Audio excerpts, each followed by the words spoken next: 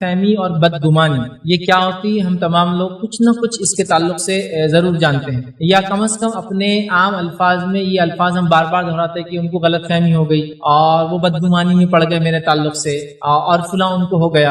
انشاءاللہ اس کا تعارف بھی ہم دیکھیں گے کہ غلط فہمی کس کو بولتے ہیں، بدگمانی کس کو بولتے ہیں، غلط فہمی کیا ہوتی ہے، بدگمانی کیا ہوتی ہے۔ لیکن ایک عام چلن میں بھی الفاظ ہم ادا کرتے ہیں اور میں سمجھتا ہوں اس کا معنی ہم لوگ کچھ نہ کچھ حد تک جو ہے جانتے ہیں۔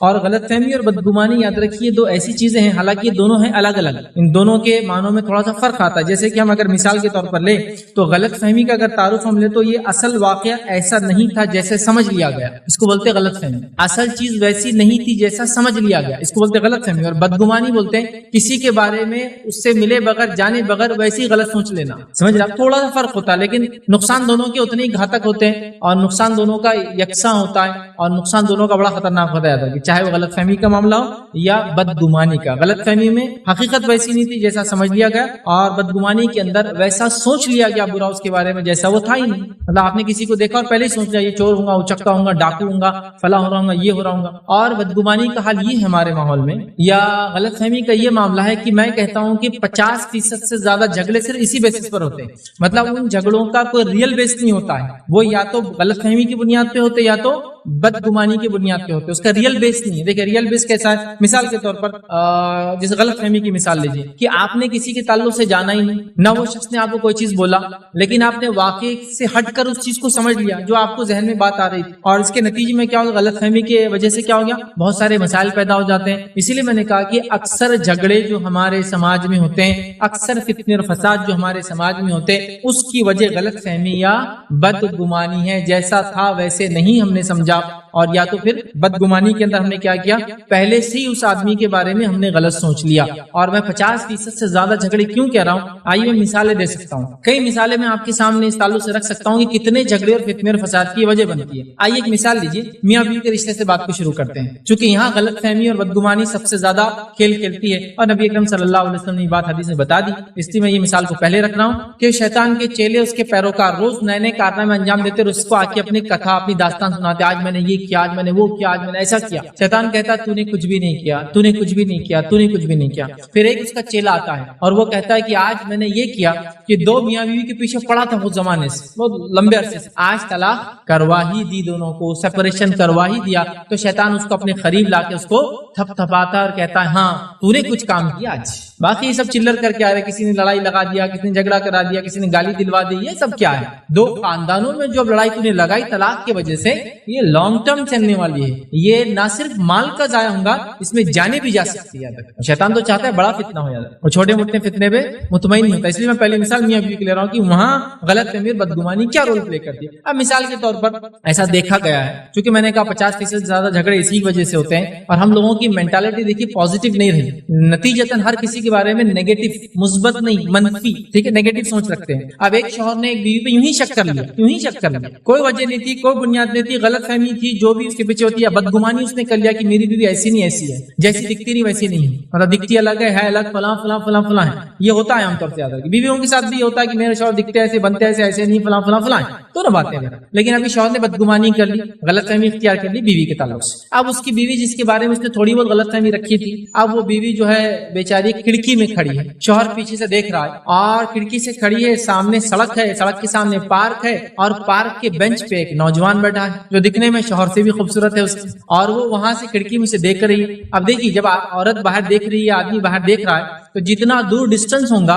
آپ حقیقت میں جان نہیں پائیں گے کہ ایگزیکٹلی انسان کس کو دیکھ رہا ہے۔ نزدیک آپ سمجھ سکتے ہیں کہ میں ان کو دیکھ رہا ہوں، لیکن جیسے اینگل دور ہو جائے گا، میں اگر 200 میٹر 400 میٹر آدھا کلومیٹر دور دیکھوں گا تو آپ سمجھ نہیں پائیں گے میں کس کس کو دیکھ رہا ہوں، کہاں میری نظریں، لیکن ڈائریکشن پتا چلے گا لیکن نظریں کہاں ہیں۔ اب سڑک ہے، بلڈنگ ہے، سڑک ہے، سامنے بینچ ہے، اور بینچ پہ بیٹھی نظارہ تو اس کے آگے بھی ہے، لیکن شوہر کی نظریں چونکہ بینچ تک ہی جا رہی ہے، چونکہ بینچ پہ ایک نوجوان بیٹھا ہے جو دکھنے میں اس سے بھی خوبصورت۔ اب یہ بدگمان ہو گیا، پہلے ہی سوچ لیا اس نے، غلط فہمی کا شکار ہو گیا. پتہ نہیں پھر اس کو سارے واقعات یاد آنے لگے. شادی سے پہلے لوگوں نے بولے تھے جان پڑتال کر لینا, فلاں ایسا کر لینا, یہ شاید روز میں جاتا ہوں تو یہ ہوتا ہے, آج میں ہوں تو دیکھ لیا, اللہ نہ جانے فلاں ہے, یہ ہے وہ ہے, یہاں تک کہ اللہ رحم کرے بات یہاں تک چل جاتی کہ پتہ نہیں بچے کس کے, فلاں سب سب سب سوچ لیا اس نے پیچھے کھڑے رہ کر. اب اس کے بعد وہ تھوڑا تھوڑا آگے بڑھتا ہے کہ ایگزیکٹلی دیکھو اس کی نظریں کہاں ہیں, اور وہ بیچاری وہاں سے دیکھتے رہتی ہے. وہ ہاتھ بتاتی ہے, اب اس کی نظریں ہوتی ہے کہ ہاتھ بتا رہی ہے تو ہاتھ کس کو بتا رہی ہے, وہاں سے جواب کیا آتا ہے. اب وہ ہاتھ بتاتی ہے تو وہ نوجوان کو کوئی جواب دیتا ہی نہیں. اب یہ پریشان ہوتا ہے کہ ہاتھ تو بتا رہی ہے, نوجوان کو وہ جواب نہیں دیتا, کیا ہو رہا ہے. تھوڑا آگے بڑھتا ہے, جو ساری باتیں سوچ لیا تھا غلط فہمی ساری چیزیں, آگے بڑھتا ہے تو دیکھتا ہے اسی بینچ سے آگے اس کا ہی بچہ پارک میں کھیل رہا ہے جس کو اس کی ماں اوپر سے ہاتھ بتا رہی ہے. اب یہ نوجوان کو پتا ہے وہ کس کو بتا رہی ہے, وہ پیچھے دیکھ رہا ہے, ایسی بات ہے کہ بچے کھیل رہے ہیں اور یہ عورت بچے کو ہاتھ بتا رہی ہے. تب جا کے سمجھ میں آیا کہ وہ بیوی کیا کر رہی تھی, اس کے خود کے بچے کو دیکھ رہی تھی اور ہاتھ بتا رہی. سمجھ رہے ہیں سبحان اللہ. لیکن غلط فہمی, بدگمانی, یہ بہت ہی خطرناک چیز ہے اور شیطان چاہتا ہے کہ دھکے دھکے پر آ جائے. دو پارٹنرز بزنس کر رہے ہیں, ایک پارٹنر کے پاس کسی نے نوٹوں کی گڈی لا کر دی, ابھی کیوں دی آپ کو نہیں پتا, اس کے پیچھے کا قصہ نہیں پتا, ہو سکتا ہے اس کا پلاٹ بک گیا ہوگا, اس کی پرسنل رقم ہوں گی, اس نے ادھار لیا ہوگا کسی سے تو واپس لا کے دے رہا ہے, اس کی بیوی کا پیسہ ہوگا, اس کے سسرال والے لوگوں نے بھیجے, کچھ بھی ہوگا آپ کو نہیں پتا. دوسرے پارٹنر نے دور سے دیکھ لیا, سی سی ٹی وی کیمرے میں دیکھ لیا کہ میرا پہلا پارٹنر نوٹوں کی اتنی بڑی گڈی جو ایک آدمی لا کے دیا اس کو غلے میں نہ ڈالتے ہوئے اپنے پرسنل بیگ میں ڈال, جبکہ بزنس سے بیٹھے تو غلے میں جانا چاہیے, لیکن اس نے پوچھا نہیں کیا تھا, ماجرا کیا تھا, اس نے بدگمانی کر لیا. اب یہ دوست چلا گیا, اس کو اس دن سے وہاں شک شروع ہو گیا کہ میرا دوست پیسے میں سے کیا کر رہا ہے, ہاتھ صاف کر رہا ہے. اب وہ اکاؤنٹس پہ چیک کر رہا ہے, پکڑا نہیں جا رہا ہے, کوئی چیز فلاں چیک کر رہا ہے, یہ چیک کر رہا ہے, وہ چیک کر رہا ہے, اور پھر دھیرے دھیرے جھگڑوں پہ بات چلے گی, جھگڑے ہو گئے, جھگڑے میں فلاں ہوا. پھر ایک دن اس نے بول دیا تم تو پیسے چرا کے لے جاتے بزنس پہ سے, میں نے اس دن تم کو دیکھا نوٹوں کی گڈی لے جاتے فلاں, اور تب بات کھلی کہ بھائی اتنے تم مہینوں سے خاموش بیٹھے تھے, دل میں پتہ نہیں کینہ لے کر بیٹھے تھے, بغض رکھ لیا تھا, نفرت کر رہے تھے, میرے بارے میں غیبت کر رہے تھے, غلط گمانی رکھ رہے تھے, بدزنی کر رہے تھے, حسن زن کے خلاف اچھے گمان کے خلاف برا گمان رکھ رہے تھے, وہ پیسے میرے فلاں نے مجھے بھیجے تھے اور وہ میرے پرسنل پیسے تھے, اکاؤنٹ سے اس کا کوئی تعلق نہیں تھا, بزنس سے اس کا کوئی تعلق نہیں تھا, لہٰذا میں گھر پہ لے کے چلا گیا. یا ایسا کئی بار اس دوست نے لایا, میں نے کئی بار گھر لے کے چلا, تو کیا ہوا, ہم نے پہلے ہی سوچا. غلط فہمی, بدگمانی, یہ یاد رکھیے اتنا اتنا اتنا زیادہ نقصان پہنچاتی ہے جس کی کوئی انتہا نہیں, یاد رکھیں اتنا نقصان پہنچاتی ہے. تو ہمیں چاہیے کہ ہمیشہ غلط فہمی اور بدگمانی سے ہم لوگ کیا کریں, بچتے رہیں. نہ جانے کتنے خاندان اس نے توڑ دیے ہے نا, کہ باپ کو آ کے کسی بچے کے بارے میں بول دیا گیا باپ بدگمانی یا غلط فہمی بچوں کے تعلق سے آ گیا, ماں باپ کے تعلق سے کسی نے بدگمانی بچوں کے دل میں ڈال دی, بچے بدگمان ہو گئے ماں باپ سے کہ ماں باپ فلاں فلاں ہمارے لیے نہیں کرتے, غلط فہمی کے شکار ہو گئے. بڑوں کے تعلق سے چھوٹوں نے کچھ بول دیا, چھوٹوں کے تعلق سے بڑوں کو غلط فہمی ہے. ہمارے پاس تو حال یہ ہے کہ ایک دوسرے کے مسلک کے بارے میں, اس کی جماعت کے بارے میں, اس کے گھر کے بارے میں, اس کی بیوی بچوں کے بارے میں, ان کے کھانے پینوں کے بارے میں, ہر چیز میں بدگمانی اور غلط فہمی کے ہم شکار ہیں, ہر چیز کے معاملے. اب اصول کیا ہے شریعت کا, میں آپ کو بتا دیتا ہوں. ہر آدمی اچھا ہے جب تک کہ اس کی برائی ثابت نہ ہو, ہر آدمی شریف ہے جب تک کہ اس کی برائی ثابت نہ ہو, ہر آدمی خیر کا چاہنے والا جب تک کہ اس کی برائی ثابت نہ ہو. ہمارا اصول کیا ہے, ہر آدمی خراب ہے جب تک کہ اس کی اچھائی ثابت نہ ہو, ہر عورت خراب ہے جب تک کہ اس کی اچھائی ثابت نہ ہو. اور یہ کتنے فتنے کا باعث بنتی ہے میں آپ کو بتاؤں جس کی کوئی امتحان نہیں. آئیے گھر کا اگر معاملہ لے لیں تو گھر کے اندر دیکھیے غلط فہمی اور بدگمانیاں کیسے گل کھلاتی ہے, کیسے گھروں کو برباد کرتی ہے. مثال دیتا ہوں, چھوٹی چھوٹی مثال دیتا ہوں. گھر کے اندر مثال کے طور پر جو ہے ایک ساس کو اپنی بہو کے تعلق سے بدگمانی ہے, غلط فہمی کی وہ شکار ہے کہ اس کی بہو اچھی نہیں ہے, اس کی بہو فلاں نہیں ہے, اس کی بہو ایسی نہیں ہے, اس کی بہو ویسی نہیں ہے. اب ہوتا ہے اسی نظر سے وہ کنٹینیوسلی اس آدمی کو, اس عورت کو مانیٹر کرتی ہے. دیکھیے آپ کے جو سوچ ہوتی ہے نا خیال کسی کے بارے میں, ویسے ہی آپ اسی نظریے سے اس آدمی کو دیکھتے ہیں. اب اسی نظریے سے وہ دیکھ رہی ہے اپنی بہو کو, سمجھ رہا. اب اس نے کوئی ایسا کام کر دیا جو اس کی گمان پہلے سے تھا, بدگمان تھا کہ بہو ایسی ہوں گی, اور اس نے وہ کام کر دیا تو فوراً دیکھو ہم تو پہلے سے بول رہے تھے فلاں ہے. جیسا کہ اس کا ایک گمان ہے کہ میری بہو میرے بیٹی کے بچوں کو مارتی ہے. اب بہو اپنے کمرے میں کچھ اور نہیں, کنگے کو صاف کر رہی ہے اور کنگے کو اپنے ہاتھ پہ مار رہی, صاف کر رہی ہے, پانی جھٹک رہی. اب ساس نے باہر سن لیا اور دوڑی دوڑی آ رہی ہے, چیل کے جیسا مار رہی میرے ناتیوں کو, مطلب نواسی اور نواسیوں کو سمجھ لی, اور دوڑی دوڑی آ رہی, پتہ نہیں گر پڑ کر کے آ رہی ہے اور فلاں کے دیکھ رہی. تو بہو کیا کر رہی ہے, کنگے سے اپنے ہاتھ پہ اس کو چھڑک رہی, مطلب اس میں جو پانی وغیرہ وہ کر رہی. ہاں چلو مطلب ابھی نہیں ہو رہا, لیکن ابھی گمان باقی ہے, اپن کل دیکھیں گے, انہیں مارتی تو ہوں گی ضرور, ابھی زندگی نہیں گزار. کسی کو شک ہو گیا کہ اس کی بہو زہر دینے والی ہے اس کے بیٹے کو, کسی کو شک ہو گیا کہ وہ روز رات میں کیا کرتی ہے, اس پہ جادو کرتی ہے روز اندر لینے کے بعد, جس کی وجہ سے میرا بیٹا جو کل تک میرے پیچھے گھومتا تھا آج میری بہو کے پیچھے گھوم رہا ہے. تو اب ظاہر سی بات ہے آپ نے اس کو جب گھومنے والا ہی بنا دیا تو ظاہر سی بات ہے اس کی بیوی زیادہ حقدار ہے کہ اس کے پیچھے گھومے بنسبت ماں کے. آپ سمجھ رہے بات, مطلب اس کا مزاج جب عورتوں کے پیچھے رہنے والا ہے تو وہ زیادہ متاثر اپنی بیوی سے ہوگا، یہ نیچرل ہے یاد رکھ، سمجھ رہا بات؟ تو بہرحال تو یہ دیکھیے بدگمانیاں کیا کیا گل نہیں کھلا دیتی ہیں۔ آئیے ایک اور مثال لیجیے، اب ایک آدمی اپنے ذہن میں یہ لے کر چلے کہ میں گھر جاؤں گا اور میری بیوی نے میرے لیے کھانا نہیں بنایا ہوں آج، آئی ایم شیور، میرے کو یقین نہیں بنایا ہوں۔ ایک بیوی یہ سوچ لے کہ آج شوہر گھر آنے والا، آج خوشی کا دن ہے، لیکن ان کو یاد ہی نہیں ہوگا میری خوشی، آئی ایم شیور، میں بالکل طے ہوں۔ اب دونوں پہلے سے لے کر بیٹھے ہوئے بدگمانیاں فل ایک دم پریپریشن کے ساتھ۔ اب شوہر یہ سوچ رہا ہے یہ فلاں کرتی ہوں گی، میں نے تو یہ کرتی ہوں گی، اب کھانا نہیں بنائیں گی، سوتے پڑی ہوئی ہوں گی، فلاں کر رہی ہوں گی، یہ ہو رہا ہوں گا، وہ ہو رہا ہوں گا۔ اور جب گھر پہنچتا ہے اس کو ایک انسٹنس دکھ جاتا ہے۔ ویسے ایک واقعہ ایسی ہوا تھا نبی اکرم صلی اللہ علیہ وسلم کے زمانے میں، ایک صحابی اپنے گھر کی طرف جا رہے تھے، وہ بدگمان نہیں تھے لیکن وہ واقعہ دیکھ کے بدگمان ہو گئے تھے، وہ پہلے سے سوچ کے نہیں آ رہے تھے، پہلے سے ان کی پازیٹیو تھنکنگ۔ جب وہ پہنچے گھر پر تو دیکھا ان کی بیوی بے پردہ گھر کے باہر کھڑی، وہاں وہ بدگمان ہے، وہاں ان کو طیش آ گیا کہ یہ کیا ہے، تم بغیر پردے کے میں نہیں ہوں تو یہ کر رہی ہو؟ تو ان کی بیوی نے کہا، وہ صحابیت کی ظاہر سی بات ہے، رک جائیے ٹھہریے، ابھی تھوڑا میری بات سن لیجیے پہلے۔ اسے پتا چلا آخر تک بھی ہم نے بدگمان نہیں ہونا چاہیے، بی پازیٹیو، بہت مثبت سوچنا چاہیے۔ تو انہوں نے بے پردہ دیکھا تو تب وہ بدگمان ہو گئے کہ یہ کیا، میری بیوی بغیر پردے کے باہر، وہ بہت طیش میں آ گئے اور اس کی طرف لپکنے لگے۔ اس نے کہا ٹھہر جائیے، رک جائیے تھوڑا سا، پہلے میری بات تو سن لیجیے۔ کہا کیا بات ہے، اگر کوئی شرعی عذر نہیں ہوگا تو تم کو تو اس کی سزا ملے گی۔ تو کہا بات تو سن لیجیے۔ جب وہ قریب آئے تو کہا گھر کے اندر جو ہے ایک سانپ نکلا ہے بہت بڑا، جس کے ڈر سے میں باہر آیا۔ پہلے سے بدگمان نہیں تھا، یاد رکھیے، وہ ہمارے جیسے آدمی ہوتا اور پہلے سوچ کے آتا یہ تو ایسی ہوں گی، وہ تو فلاں گی، پھر تو نیا مسئلہ ہو جاتا۔ لیکن جب واقعہ دیکھا تو بدگمان ہو گئے بے پردگی کی وجہ سے۔ اس کے بعد جب ان کی بیوی نے کہا، انہوں نے کہا ٹھیک ہے تم باہر ہو، میں اندر جاتا ہوں۔ اندر گئے، سانپ سے انہوں نے لڑا۔ صحابہ کہتے ہیں ہمیں پتہ نہیں چلا، وہ سانپ کو مار کر باہر نکلا اور پھر وہ گر گیا، یا کچھ روایتوں میں آتا وہ سانپ نے ان کو ڈس لیا۔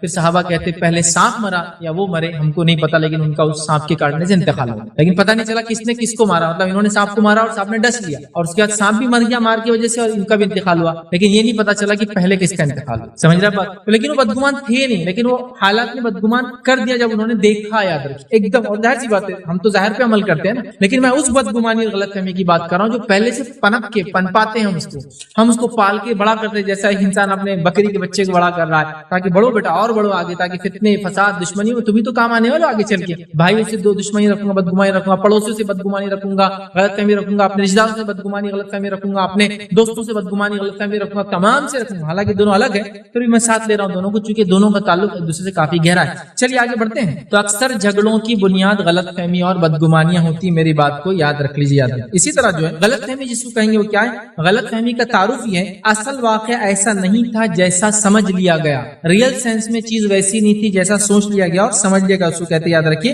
غلط فہمی، یاد رکھیے۔ اب غلط فہمی اور ظلم یاد رکھیے دونوں بہت قریب ایک دوسرے سے، چونکہ غلط فہمی ایسا سمجھ لیا گیا جیسا نہیں تھا، اور ظلم کہتے کسی کا حق کسی کو دے دینا، مطلب کسی کا حق کوئی چیز ہے اس سے لے کر کسی اور کو دے دینا۔ یہاں بھی سیم ہو رہا، سمجھ لیا گیا جیسے وہ نہیں تھا۔ ظلم میں یہی ہوتا ہے کہ سمجھ لیا جاتا ہے یا اس کو وہ حق دے دیا جاتا ہے جس کا حق نہیں تھا، مطلب ایک آدمی حقدار ہے کہ اس کی پوزیشن ملے، آپ اس کو نہیں لے کے کسی اور کو دے رہے، یہ ظلم ہے اس کے اوپر۔ تو یہاں بھی آپ سوچ لے رہے ہیں، اور یاد رکھیے جب غلط فہمیاں بھی پیدا ہوتی ہے نا تو ظلم عام ہو جاتا ہے سماج کے اندر۔ تو دونوں کافی ملتے جلتے ہیں، ظلم کے اندر جس کا حق نہیں ہے اس کو وہ چیز دے دی جاتی ہے، مطلب زمین کسی کی ہے آپ نے کسی اور کو لے دی، قبضہ کر لیا کسی کی زمین پہ، ظلم ہوا۔ اسی طرح غلط فہمی میں کیا ہوتا ہے، جیسا نہیں تھا ویسا سوچ لیا جاتا ہے، تو گویا یہ ظلم کو جنم دینے والی بھی ایک چیز یاد رکھیے اور معنی کے طور پہ ایک جیسی۔ اب غلط فہمیاں کب پیدا ہوتی ہے، چل مثال دیتا ہوں۔ غلط فہمیاں کب پیدا ہوتی ہے؟ کسی کے بات کرنے سے غلط فہمی پیدا ہوتی ہے، اس نے آپ سے کچھ بات کی آپ نے کچھ سمجھ لیا، غلط فہمی۔ دوسرا، کسی کے اشارے یا کنارے سے غلط فہمی پیدا ہوتی ہے، سمجھ رہا؟ اب آپ کسی کو اشارہ کر رہے ہیں، اشارہ اس کے لیے دیکھ رہا اس کے پیچھے والا، غلط فہمی پیدا ہوگی، تو اشارے اور کنارے سے غلط فہمی پیدا ہوتی ہے۔ تیسرا، حرکات اور سکنات سے غلط فہمی پیدا ہوتی ہے، کسی کے حرکات اور سکنات اس کے موومنٹ سے غلط فہمی پیدا ہوتی ہے۔ اسی طرح جو بے توجہی جس کو کہتے ہیں، مطلب کسی کے طرف توجہ نہ دینا، اس سے غلط فہمی پیدا ہوتی ہے۔ آپ سمجھ لیجئے گھر کے بیٹے ہیں بڑے، والد کچھ کہہ رہے اور توجہ نہیں دے رہے، والد تو غلط فہمی ہو جاتی ہے کہ بیٹا میری نہیں سن رہا۔ آپ گھر میں جو ہے ذمہ دار ہے اور آپ کی والدہ کی نہیں سن رہے، والدہ غلط فہمی ہوتی ہے بہو کی سن رہا میری نہیں سن رہا، تو بے توجہی وجہ بنتی ہے۔ اسی طرح جو ہے کسی بات کو ٹالتے رہنا غلط فہمی کی وجہ بنتی ہے کہ والد بول رہے یہ کام کر لو آپ نے نہیں کیا، کام کر لو نہیں کیا، تو وہ غلط فہمی کیا ہوتی ہے، نافرمان ہو گئے۔ جبکہ آپ ریزن کوٹ کر دیتے میں نے کیوں نہیں کیا تو مسئلہ ختم ہو جاتا ہے، لیکن ہم نہیں کرتے، ہم بالکل چلنے دیتے ہیں تو غلط فہمی ہو جاتی ہے۔ اسی طرح جو ہے خواہ مخواہ کسی سے ڈرنا یا محبت کرنا بھی غلط فہمی کی علامت ہو جاتی ہے، غلط فہمی بن جاتی ہے۔ جیسے خواہ مخواہ کسی سے ڈر رہے ہیں یا خواہ مخواہ کسی سے محبت کرنے لگتے ہیں جبکہ اس طرف سے کوئی معاملہ نہیں، خواہ مخواہ، اور انسان غلط فہمی کا شکار ہو جاتا ہے، یاد رکھیے۔ یا آپ سے کوئی محبت کر رہا ہے وہ اظہار کر رہا تھا, آپ کو لگتا ہے میں ہی سب سے محبوب ہوں اس کے علاوہ کوئی نہیں, نتیجتاً آپ کچھ غلط اسٹیپ لے لیتے ہیں, بعد میں دیکھتے ہیں کہ اس کی محبت تو دوسروں سے فلاں سے بھی, سمجھ رہے ہیں بات کو, ایسا جنرلی دیکھا گیا ہے. تو یہ چند واقعات ہیں, یا کسی کی حرکات سکنات, یا جس کو کہیں گے کسی کی بے توجہی, یا اسی طرح جو ہے کسی کے بات کرنے کے انداز, یا کسی کے اشاروں سے انسان غلط فہمی کا شکار ہو جاتا ہے. یاد رکھیں. اب آئیے ایک واقعہ سنیے, غلط فہمی کے شکار کیسے ہو جاتے ہیں اور اس کو دور کرنا کتنا ضروری ہے. عثمان ابن عفان رضی اللہ عنہ کا واقعہ ہے, مسند احمد کی روایت, اور وہ خود اس واقعے کو بیان کرتے ہیں کہ نبی اکرم صلی اللہ علیہ وسلم کی وفات کے بعد صحابہ میں سے بہت سارے صحابہ بڑے پریشان ہو گئے, اتنے پریشان ہو گئے تھے کہ ان کا جی دنیا میں نہیں لگ رہا تھا. کیوں نہیں لگ رہا تھا؟ ظاہر سی بات ہے, نبی اکرم صلی اللہ علیہ وسلم کی شدید محبت, جب نبی دنیا سے چلے گئے تو ان کا جی دنیا میں نہیں لگ رہا تھا. تو وہ کہتے ہیں میں بڑا پریشان تھا, اور کئی صحابہ میں سے ایک میں بھی تھا جو اس حالت سے پریشان جو نبی اکرم صلی اللہ علیہ وسلم وفات کے بعد ہوئی, اور اس فکر میں بیٹھا ہوا تھا, اور عمر میرے سامنے سے گزرے, انہوں نے مجھے سلام کیا, میں نے نہ سنا نہ جواب دیا. عمر میرے پاس سے نکل کر چلے گئے. عمر ابن خطاب رضی اللہ عنہ فوراً نکلے, وہاں سے گئے ابوبکر صدیق کے پاس گئے جو کہ خلیفہ تھے, کہ ابوبکر میرے ساتھ فوراً چلو. عثمان نے میرے سلام کا جواب نہیں دیا. عمر ابن خطاب رضی اللہ عنہ جو ہے ابوبکر صدیق کو لے کر آئے. ابوبکر صدیق عمر ابن خطاب کے ساتھ عثمان ابن عفان رضی اللہ عنہ کے پاس آئے اور کہا عثمان کیا بات ہے, عمر نے تم کو سلام کیا, تم نے جواب نہیں دیا. تو حضرت عثمان کہتے فرماتے میں نے کہا میں نے ایسا نہیں کیا. پھر حضرت عمر نے کہا کیوں نہیں, اللہ کی قسم تو نے ضرور ایسا ہی کیا, میں نے سلام کیا تو نے جواب نہیں دیا.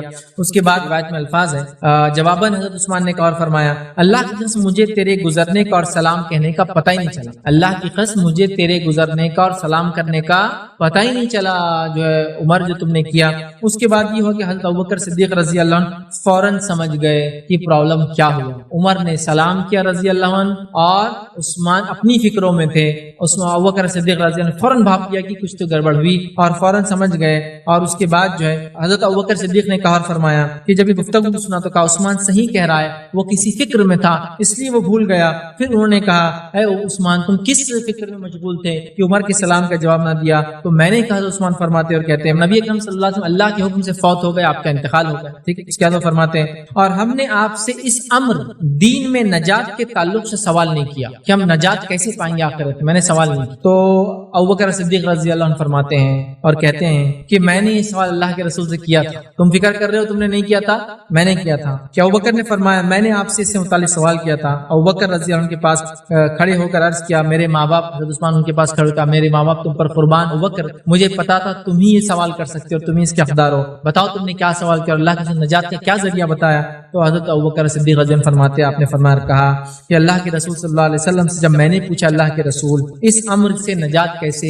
اس دین کے ذریعے ہم نجات کیسے حاصل کریں گے دنیا کے معاملے میں, تو آپ نے فرمایا جس شخص نے مجھ سے وہ کلمہ قبول کر لیا جسے میں نے اپنے چچا پر پیش کیا تھا, جو کہ میرے چچا نے قبول نہیں کیا, اس کا انکار کر دیا, وہی کلمہ بندے کی نجات کا سبب ہے آخر. مطلب وہ کلمے پہ جو دنیا گزاریں گا اور اس پہ موت آئیں گی وہ نجات پا لیں گا. تو یہ تھا نجات کا ذریعہ, اور عثمان رضی اللہ عنہ کی فکر تھی کہ کیسے نجات پائیں گے. لیکن ایک واقعہ بدگمانی کا, غلط فہمی کا یہاں ہو گیا, لیکن یہاں کلیریفیکیشن فوراً ہو گیا.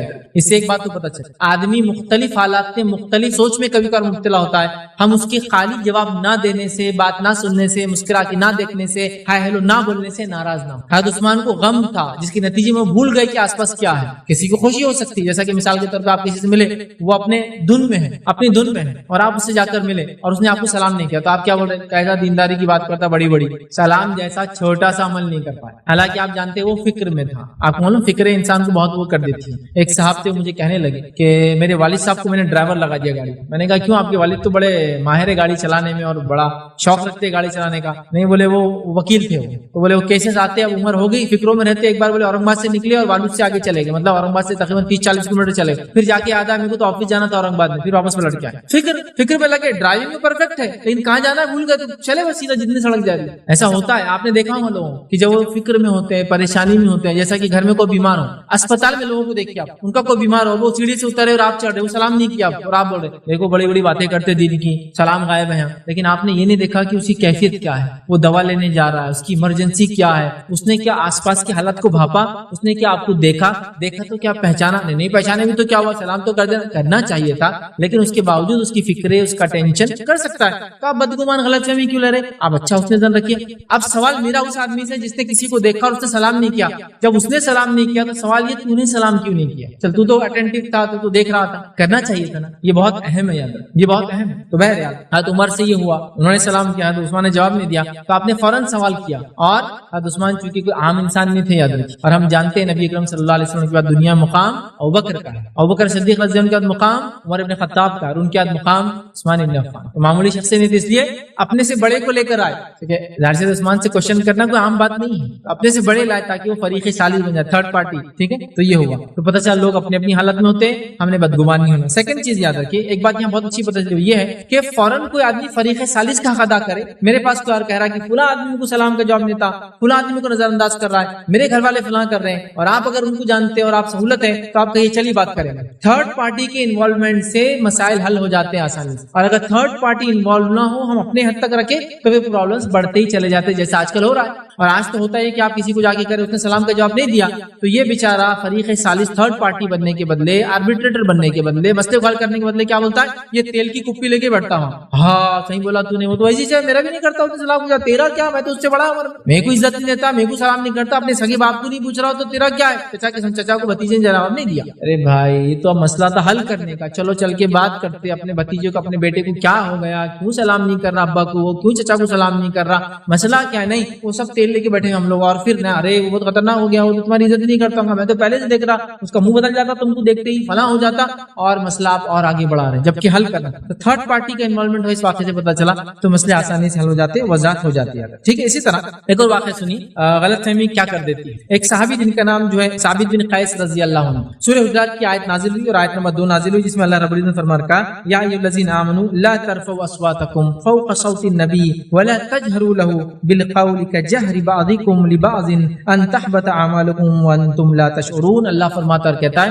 کہ اے وہ لوگوں جو ایمان لائے ہو, کہ نبی کے موجودگی میں اپنی آواز کو بلند نہ کیا کرو. ٹھیک ہے, فوق صوت نبی کی آواز سے بلند نہ کیا کرو. ولا تجهروا له بالقول, اور اپنی آوازوں کو نبی کی آواز سے, اپنے قول کو نبی کی قول سے, اگر آوازوں کو ان سے بلند نہ کیا کرو, جیسا کہ تم آپس میں ایک دوسرے سے بات کرتے وقت کرتے ہو سکتا ہے تمہارے اعمال برباد ہو جائے اور تم کو اس کا شعور بھی نہ ہو. تو جب یہ آیت نازل ہوئی تو ثابت بن قیس رضی اللہ عنہ نے اس آیت کو سنا اور گھر چلے گئے, نبی کی مجلس سے غائب ہو گئے. اللہ کے رسول صلی اللہ علیہ وسلم نے دیکھا ثابت بہت دنوں سے آئے نہیں, کیا بات ہے, کسی سے پوچھا ثابت کہاں ہے, ذرا دیکھو. ایک صحابی نے کہا اللہ کے رسول میں جا کر جو ہے ثابت کو دیکھتا ہوں. اور وہ وہاں سے نکلے, گئے ان کے گھر پہنچے, اور جا کر کہا کہ ثابت کیا بات ہے, تم اللہ کے رسول کی مجلس میں کیوں نہیں آ رہے ہو؟ تو انہوں نے کہا میرے اعمال تو برباد ہو گئے, اب آ کے کیا کروں مجلسوں میں. تو کہا کیوں؟ تو کہا میری آواز ان کی فطری آواز بہت موٹی اور بہت اونچی, فطری سمجھتے نا, نیچرل وائس. جبکہ قرآن نے جو بات کہی وہ اس معنی میں تھی کہ نبی کی موجودگی میں ان کے فیصلوں کے مقابلے میں اپنے فیصلے نہ دو. نبی کی موجودگی میں آواز اونچی کرنا مطلب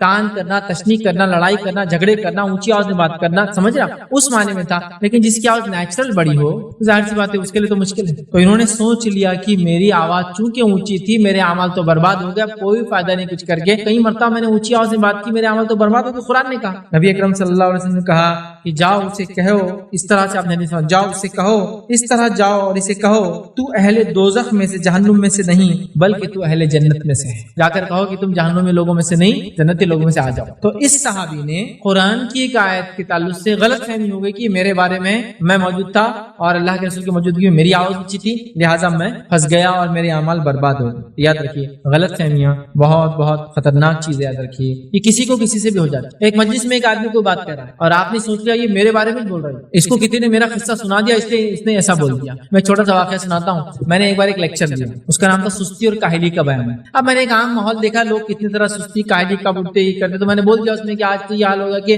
لوگوں کی فجر نہیں ظہر جاری, فجر تو پڑھ لے رہے لیکن جو سوتے پڑے تو اثر میں اٹھ رہے, مطلب رات میں جاگنا, دن میں سونا, سستی اور کاہلی, یہ سب میں بیان کرنے لگا. تو اس کے بعد ہوا یہ کہ ایک صاحب کا کال آیا, بولے میں تو مصیبت میں آ گیا, بولے آپ کا لیکچر سن. میں نے کیا بولے, میں نے آپ کا لیکچر سنا, میرے کو اچھا لگا. میں نے اپنے خاندان نے بولا دیکھو ہمارے پورے بھائی میرے اوپر چڑھ گئے, بولے رشتے کے, بولے تو نے فیصلے کو بولا ہمارے بارے میں, یہ سب وہی چھ بولے جو ہم کرتے ہیں, سمجھا, بولے یہ وہی کر رہے, بولے جو ہم کرتے ہیں نا وہی, بولے تو نہیں بولا ہوں, بولے فیصلے کو تو بہت ان کے یہ, بولے میری تو کوئی بات بھی نہیں آپ سے, بولے میرے پیچھے پڑ گئے. لیکن اب میں نے تو کام بات بولا, لیکن ہوگی نشانے میں جا کے لگ گئی کسی کو کہ وہ ریئل لائف میں ایسی تھا, سست پڑے, کچھ کر رہے نہیں, کام نہیں, کچھ نہیں, آپ نے کما لیا اور زندگی گزار رہے. یہ تو غلط فہمی, یہ تو غلط فہمی کسی نے سوچ. تو آپ کے سامنے ٹیچر نے کچھ بولا, اسٹوڈنٹ نے سمجھ لیا میرے بارے میں. کچھ لوگوں کا بڑا مسئلہ ہوتا ہے, ہر چیز کو غلط فہمی میں لیتے. آپ کچھ بھی بولیے اپنے پہ لے لیتے, ہمیں کو بول رہے آپ کو تجھے کر لیتا ہوں, ہمیں کو بولتے رہو میں یہ کر لیتا ہوں, میں گھر چھوڑ کے چل جاتا. والدہ کے بچوں کو بول رہے بیٹے گھر کو صاف رکھو، دیکھ بیٹا اب میرے کو بول رہے تو میں سمجھ گیا میرے بارے میں تھا، میں زیادہ گھر تم کیوں سن رہے؟ سب بچوں کو بولے ابا نے، سب بچوں کو ٹیچر نے بولے کہ آپ لوگ جو اٹینٹیو رہیے،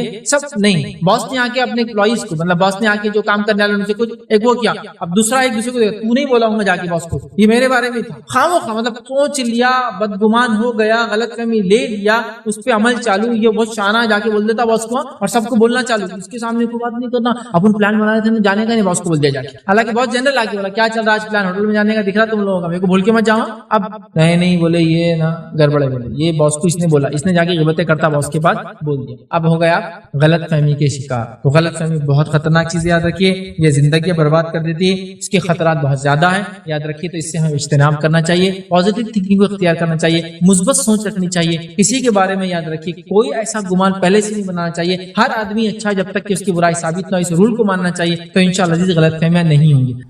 بھائی نے سوال کیا کہ اگر کسی کو ان کے تعلق سے کوئی غلط فہمی آ گئی تو اس غلط فہمی کو دور کیسے کرے، خاندان میں رشتہ داری میں لوگ بولتے ہیں کہ بھائی جو ہے اللہ تعالیٰ وضاحت کر دیں گا، اس کی اپن کیوں بیان کرے اور آگے بڑھ جاؤں، تو کیا میں بولوں، کلیریفیکیشن دوں یا نہ دوں؟ دیکھیے جب بھی کوئی غلط فہمی ہو کسی کو آپ کے بارے میں، رول یہ ہے کہ آپ اس کی وضاحت کر دیں، آپ اس کو بتا دیں، اللہ اس کو جواب دیں گا، یہ بولنا صحیح نہیں ہے۔ اگر اتنے دن ہم انتظار کریں گے تو وہ آدمی کتنی غلطیوں میں پڑ جائیں گا اور کتنے اس نے نقصان کر سکتا ہے۔ ایک واقعہ سناتا ہوں، عمر ابن خطاب رضی اللہ عنہ، ایک کرتا اور ایک مطلب اوپر ایزار، مطلب شرٹ اور پینٹ یا کرتا اور ایزار بہرحال ہوتا ہے، اوپر کا حصہ اور نیچے کا حصہ ایک ایسے کپڑے سے بنا کر پہن کے آئے جس کپڑے کو مال غنیمت میں ملا تھا، اور جب حصہ کیا گیا تو جو ان سے کم خط کے، عمر ابن خطاب بہت اونچے پورے انسان تھے، ان سے کم خط کے لوگوں کا بھی سلا نہیں تھا، مطلب ایک پارٹ بھی نہیں سلا تھا، ان کا دونوں سلے ہوئے۔ یہ جمعہ کے دن آئے، ایک شخص نے کہا عمر ہمارے تو جو ایک کپڑا ملا ہم کو مال غنیمت کا حصہ، وہ ایک میں تو ہمارا ایک نہیں سلا، تمہارے دونوں کیسے سل گئے؟ عمر ابن خطاب نے یہ نہیں بولے کہ میں تو خلیفہ ہوں، میرے سے سوال کیسے کر رہے آپ، میں وضاحت نہیں کر سکتا، ہاں نہیں جواب دیتا ہوں، کیا کرتے نہیں؟ آپ نے کہا اس کا جواب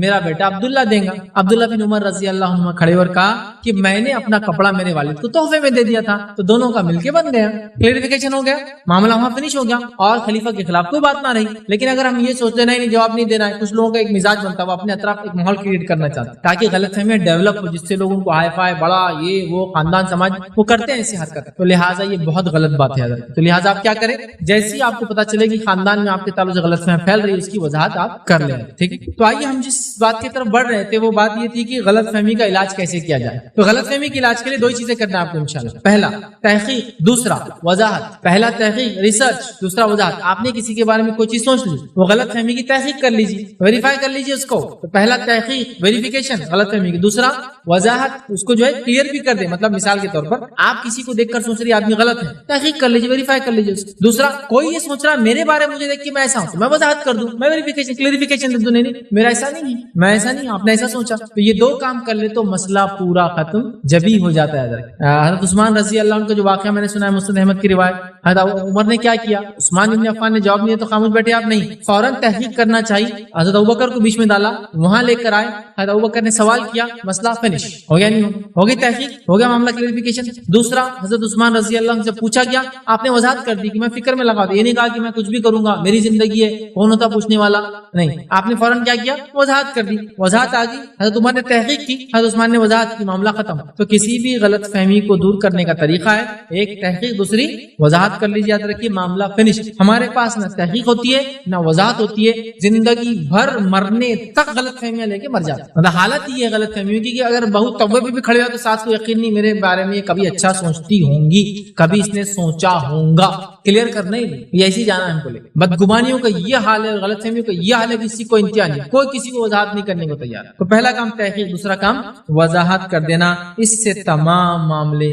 ختم ہو جاتے ہیں۔ اللہ رب العزت نے تحقیق کے تعلق سے قرآن فرما رکھا، سورہ حجرات کی آیت میں فرما رکھا، یا ایھا الذین آمنوا ان جاءکم فاسق بنبأ فتبین، کہ اگر کوئی تمہارے پاس فاسق خبر لے کر آئے فتبین، تو تم کیا کرو، اس کی وضاحت کر لو، کلیئریفیکیشن لے لو، تحقیق کر لو، مطلب جا کے چیک کر لو ویسا ہے یا نہیں، تو معاملہ ختم ہو جائے گا۔ اور دوسرا یاد رکھیے کسی بھی معاملے میں جو ہے وضاحت کر دینی چاہیے، وضاحت غلط فہمیوں کو دور کر دیتی، یاد رکھیے۔ اور آئیے وضاحت کے تعلق سے بھی میں ایک واقعہ سنا دیتا ہوں۔ نبی اکرم صلی اللہ علیہ وسلم رمضان کا مہینہ ہے، اعتکاف میں بیٹھے ہیں، آپ کی بیوی صفیہ رضی اللہ عنہا آپ سے ملاقات کے لیے آتی ہے، نبی اکرم صلی اللہ علیہ وسلم ملاقات کرتے ہیں، ملاقات کے بعد چونکہ رات کا وقت تھا، آپ نے سوچا میں چھوڑ دیتا ہوں. آپ کا گھر مسجد نبی کی بیک سائڈ میں پیچھے کے حصے میں تھا. آپ مسجد کے دروازے تک گئے اور بیچ میں گلی تھی, آپ کی اہلیہ آپ کے ساتھ تھی. وہاں سے دو نوجوان انصاری گزر رہے تھے. جیسے اللہ کے رسول صلی اللہ علیہ وسلم کو دیکھا, دونوں پیچھے کی طرف ہٹ گئے. آپ نے کہا ادھر آؤ, ادھر آؤ, بلایا تم. جیسے دیکھا کہ اللہ کے رسول ایک عورت کے ساتھ تھا, پیچھے ہٹ گئے. نبی کریم صلی اللہ علیہ وسلم بلایا ادھر آؤ, ادھر آؤ. وہ آئے اور آنے کے بعد کہا یہ میری بیوی صفیہ ہے. یا روایت میں آتا ہے یہ بنتے ہوئی ہے, مطلب یہ ہوئی کی بیٹی ہے صفیہ, یاد رکھ. تو یہ میری بیوی صفیہ ہے. انہوں نے کہا اللہ کے رسول ہم آپ پہ شک کریں گے کیا آپ کے ساتھ. آپ نے کہا نہیں, شیطان انسان کے جسم میں خون کی طرح دوڑتا ہے. تحقیق اور وضاحت اللہ کے رسول نے وضاحت کی, تو میں نہیں سمجھتا ہوں دوسرا کوئی آدمی بچا وضاحت کے معاملے میں. ہمارا معاملہ ہے نہیں چلنے دو غلط فہمیوں کو, اللہ جواب دے گا جی میرے بدلے فلاں ہوں گا جی. ارے پہلے اپنا کام تو کرو, اللہ جو کرنا ہے وہ کرے گا بعد میں, لیکن پہلے تمہارا کام کیا ہے؟ کلیریفیکیشن, ویریفیکیشن, وضاحتیں کر دینا, وہ سب نہیں کر رہے تاکہ غلط فہمیوں کو بڑھتی غلطی کم کرنا چاہیے. تو ہمیں تو یہ کرنا چاہیے کہ اگر ہمارے تعلق سے کوئی غلط فہمی پھیل رہی ہے تو اس غلط فہمی کو ہم فوراً وضاحت کر دیں. وضاحت کرنے سے کیا ہوتا ہے معلوم آپ کو؟ مسئلہ وہی جگہ پر ختم ہو جاتا ہے, معاملہ آگے نہیں بڑھتا ہے اور دل صاف ہو جاتے ہیں. چلیے آگے بڑھتے ہیں. تو شیطان خون کی طرح دوڑتا ہے, ہمیں چاہیے کہ ہم اس چیز کو وضاحت کر لیں. کوئی بھی چیز چھوٹی بڑی فوراً کلیریفیکیشن. لیکن اب کلیریفیکیشن کے نام پہ آپ جو ہے جس کو کہیں گے انفارمیشن بیورو مت بن جائے سیدھا, یا انٹیلیجنس بیورو. ہر چیز آپ کو چاہیے کلیریفیکیشن, یہ کیوں, وہ کیوں, ویسا کیوں, یہاں کیوں, اتنا بھی نہیں. لیکن کچھ چیزوں میں تو چھوٹ دے دینی چاہیے لوگوں کو, لیکن کچھ جگہ ہو سکتا ہے, لیکن ہر جگہ آپ پکڑ کر لیں گے یہ بھی مشکل ہو جائیں گے زندگی جینے. یاد رکھ, مطلب آپ یہ کپڑے پہنے وضاحت کہاں سے لائے کتنی. ہر ایک آدمی مالدار ہے تو سوچ لینا چاہیے, مالدار آدمی تو کچھ بھی لا سکتا ہے نا. ایک غریب نے روز اچھے کپڑے پہنا تو آپ پوچھ سکتے چونکہ وہاں شک کے امکانات ہیں. لیکن اب ہر چیز میں آپ وضاحت کلیریفیکیشن بولیں گے تو قدم قدم میں آدمی چل نہیں سکتا. لیکن مانا یہ ہے کہ اچھا ظن رکھتے ہوئے, سوچ رکھتے ہوئے کام کرنا. اب آئیے بدگمانی کیا ہو, یہ تھوڑا غلط فہمی سے تھوڑا ہٹ کر. غلط فہمی میں کیا ہو رہا ہے, ہم لوگوں نے جیسا نہیں تھا ویسا سوچ لیا. اب بدگمانی میں کیا ہوتا ہے دیکھیے, بدگمانی کا ڈیفینیشن ہے آدمی کا دوسرے بھائی کے متعلق یہ سوچ لینا کہ یہ میرے خلاف ہے, ٹھیک ہے, اور پھر ایسے خیالات کو بار بار ذہن میں لاتے رہنا کہ یہ میرے خلاف ہے, یہ میرا اینٹی ہے, یہ ویسا نہیں جیسا بتاتا ہے, یہ بہت شانہ ہے, یا ایسا خلاف ہے, یہ سوچ لینا اور اسی خیالات کو بار بار لاتے رہنا یہاں تک کہ جھگڑا کر لے اس سے, سمجھ رہا. یا دوسرا ہے بغیر کسی دلیل کے یہ سوچ لینا کہ فلاں بندہ اچھا نہیں ہے, بغیر دلیل کے یہ سوچ لینا کہ فلاں انسان اچھا نہیں ہے اور اس کے دین اور دنیا میں ایسی ایسی خرابیاں ہیں, بغیر کسی تحقیق کے. بس یہ نا انہوں ایسی چوں گے, انہوں ویسی چوں گے, اور یہ بہت بڑا مسئلہ ہے, یہ بہت بڑا مسئلہ ہے. یاد رکھیے یہ بدگمانیاں بہت نقصان دے رہی ہے. یہ بدگمانی ایک فرد کو نقصان دیتی ہے, یہ بدگمانی ایک قوم کو بھی دیتی معلوم. اس لیے کہ آج مسلمانوں کے تعلق سے لوگوں کو بدگمانیاں ہے کہ مسلمان ٹیررسٹ ہوتے ہیں. پہلے سوچ لیا, نہ ہم سے ملے, نہ ہمارے دین کو دیکھا, نہ نبی کی سیرت کو دیکھا, نہ قرآن کو پڑھا, لیکن سوچ لیا بدگمانی. تو یہ ایک فرد کو نقصان دیتی ہے, یہ ایک انسٹیٹیوشن کو نقصان دیتی ہے, ایک ادارے کو, ایک جماعت کو نقصان دیتی ہے, پورے ملک کو نقصان دیتی ہے, قوم کی قوم اور ملت کی ملتوں کے بارے میں جو ہے بہت زیادہ غلط باتیں پھیل جاتی. تو بدگمانی کیا ہے, پہلے سوچ لینا یہ میرے خلاف ہے, یہ اچھا نہیں ہوگا, یہ فلاں یہ فلاں یہ فلاں, یہ ایک مزاج بن جاتا ہے. اس کے یاد رکھیے بہت سارے نقصانات ہیں, یاد رکھیے. اور آج اکثر ہم جو دوسروں کے بارے میں سوچتے اور سمجھ رکھتے ہیں وہ بدگمانی کے بیسس پر ہی ہے. فلاں جماعت نا, اور یہ بہت خطرناک جماعت ہے, وہ اللہ کے رسول کو نہیں مانتے. کہاں سے لائے, کبھی ان کی کوئی کتاب پڑھے, میں نہیں دکھتا ان کے, تم کون اتنے ہوشیار ہو گئے دکھتا اور دکھنے سمجھ جا رہے, تم کون سے علامہ بہت بڑے. کبھی کوئی کتاب پڑھے ان کی, کسی عالم کی ان کی تقریر سنے, کیا کبھی ان سے فلاں ہوا, بدگمان ہو. اب آئیے ایک مثال دیتا ہوں میں, آج سے 10 سال پرانی مثال ہے, ذاتی مثال دے رہا ہوں باتوں کو سمجھنے کے لیے. ایک صاحب ایک مرتبہ, چونکہ میڈیا کا دور نہیں تھا, لوگ اتنے آسانی سے ایکسس نہیں کرتے تھے, ایک صاحب ایک مرتبہ آئے, ملے اور بولے میں معافی چاہتا ہوں, گلے ملنا چاہتا ہوں. گلے مل رہا, آپ پہلے بولے معاف کر دیجیے. میں نے کہا کیے کیا, پہلے بولو تو پیسہ ویسا ہوگا تو لے کے معاف کروں گا نا. نہیں بولے پیسہ ویسا نہیں تھا, کچھ دوسرا تھا. مطلب کیا ہے, بولیے. چلیے معاف کیا میں نے. تو بولے ہم کو, بولے آپ کے بارے میں بولے بدگمانی ہوئی تھی. میں نے کہا کیا بدگمانی ہوگی, تو بولے ہم نے آپ کے اجتماع کا اشتہار پڑھے تھے, بولے کہ عورتوں کا بھی انتظام ہے. تب ہم کیا سوچ رہے, بولے عورتوں کا انتظام ہے تو آدمی عورتیں سب بیٹھے ہوئے سے سمجھ نا. عورتوں کا انتظام مطلب وہ کیا سوچ رہے ہیں, دیکھیے کہیں بھی اگر لکھا اس مسجد میں عورتوں کا انتظام ہے, اس جگہ عورتوں کا انتظام ہے, اس اجتماع میں عورتوں کا انتظام ہے, تو کیا اس کا مطلب یہ کہ ایک آدمی بیٹھا بازو ایک عورت بیٹھی ہوئی, فرسٹ کم فرسٹ بیسس سے بیٹھ گئے, تم پہلے آ, تم بیٹھے نہیں, تم ادھر بیٹھو, تم, ایسا ہوتا ہے؟ نہیں ہوتا ہے نا, نہیں ہوتا ہے نا, کہیں بھی نہیں ہوتا ہے. میں آپ کو بتاتا ہوں, تھیٹرز میں بھی اگر عورت کا ہاتھ دیکھتے تھے نا تو کارنر ٹکٹ دیتے ہو تاکہ اس کو الگ جگہ ملے گا. مطلب ایک جگہ جو ہم دیکھتے نہیں, ہم جاتے نہیں, وہاں بھی اتنی احتیاط کی جاتی ہے. لیکن آپ بدگمانیاں کیسی ہوتی کسی جماعت کسی طبقے کے بارے میں کسی مسلک کے بارے میں کسی عمل کرنے میں. بولے ہم کو لگا بولے ویسا رہتا ہوں گا. بولے پھر آپ کا ایک بار لائیو آ گیا بولے ٹی وی پہ 2011 میں پہلی بار ہم نے لائیو دیے تھے. جب ٹی وی چینل پہ لائیو آ گیا تو بولے ہم ڈھونڈ رہے عورتیں کہاں ہیں. تو عورتیں تو کہیں بھی نہیں تھی, عورتیں کا بچے بھی نہیں دکھ رہی تھی کہیں. ارے پھر ہم کو آیا کہ ہم کیا سوچ رہے تھے. میں نے کہا لیکن میں ایک بات بولتا ہوں, ایک شادی ہال میں دعوت ہے اور لکھا ہوا ہے آپ کے ماں اہل وائل پورے خاندان کے ساتھ آؤ, تو ایسے ہی آپ سوچتے کہ آدمی عورتیں سب بیٹھے ہوئے ہوں گے یہ ہوں گا.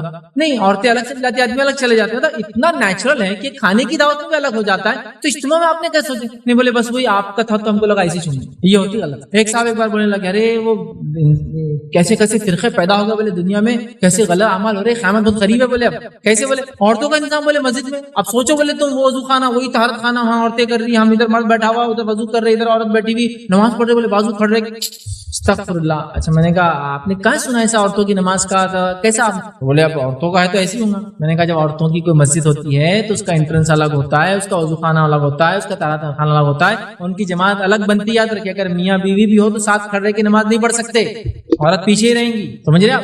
ارے بولے وہ ہم کو نہیں معلوم. مطلب دیکھیے آپ کسی جماعت, تو ہم اکثر آج جو کسی کے بارے میں سوچ رکھتے ہیں سمجھ رکھتے ہیں وہ بدگمانی کے بیسس پہ ہی ہے. کسی مسئلہ کسی دین کسی شخصیت اس کے گھر کے اعمال اس کی ذاتی زندگی کسی انسان کو دیکھ لیا صحت مند تو بہت کھاتا ہوں گا. پہلے سوچ لیا اوبیسٹی بیماری کی وجہ سے آ سکتی ہے, موٹاپا اوبیسٹی اس کے ورکنگ سٹائل کی وجہ سے اس کو آ سکتا ہے, اس کا کھانے سے اس کا تعلق نہیں. پہلے سے سوچ لیا. ایک آدمی بہت دبلا ہے تو بولے اس کو کھانا نہیں دیتے گھر میں, یہ بھی غلط ہے. ہو سکتا ہو ماشاءاللہ منہ چوبے سا اور پیٹ کنویں سا اس کا, ایسا بھی ہوتا ہے انسان کا معاملہ ہے نا. بیٹی کو بیاہ دیا دیکھو بولے کچھ کھانا دیتے اس کی ہڈی ہوگی. بھائی شادی سے پہلے تول کے دینا تھا. کتنی تھی 40 تو ابھی کتنی ہے ابھی بھی تو برابر ہے نا. پھر کہاں کہوں. لیکن بدگمان دبلے ہے تو مطلب سانس کی تکلیف اور دکھ سے ہوگا. ارے بیماری سے بھی انسان دبلا ہوتا ہے. مجلسوں میں دیکھیے عورتیں جمع ہو کے ایک عورت آگے رہے کتنی دبلی ہوگی نا ماں تمہاری سانس ہے, اس کی وجہ کیا تھی پھول جیسی بچی اپنی.